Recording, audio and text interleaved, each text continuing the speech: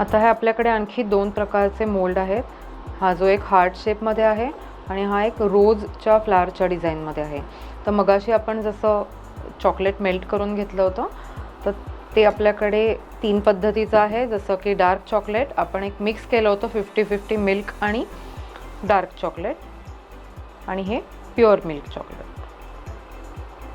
तर आता ह्याच्यामध्ये आपण मोल्डमध्ये आपण हे पोर करून घेण्यासाठी, पण त्याआधी आपण एक नवीन प्रकार ह्याच्यामध्ये क्रिएटिव्हिटी करू शकतो. ते म्हणजे याला म्हणतात हेझलनट. तर आपण ह्या हेझलनटचा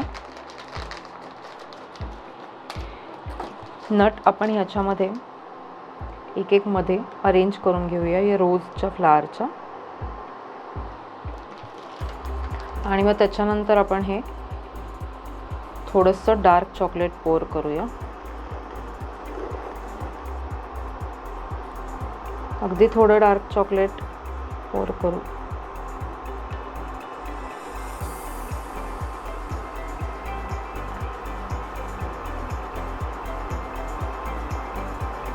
त्यानंतर एकदा ट्रे आपण टॅप करून घेऊया.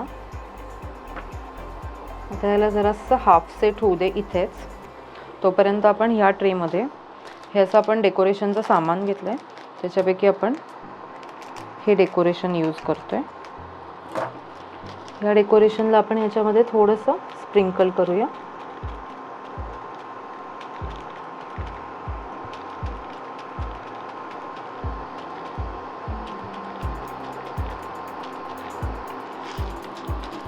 आणि त्यानंतर ह्यामध्ये आपण हे मिल्क कंपाऊंड ॲड करूया.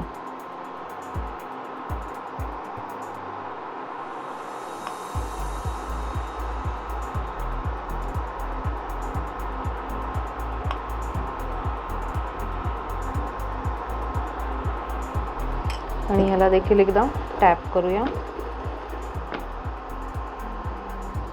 आता तोपर्यंत आपलं हे जे होतं डार्क चॉकलेट हे सेट झालं आहे, हाफ सेट. त्याच्यात आपण मिल्क चॉकलेट ॲड करूया. ह्याला आपण 2 फ्लेवरचं चॉकलेट तयार करतोय.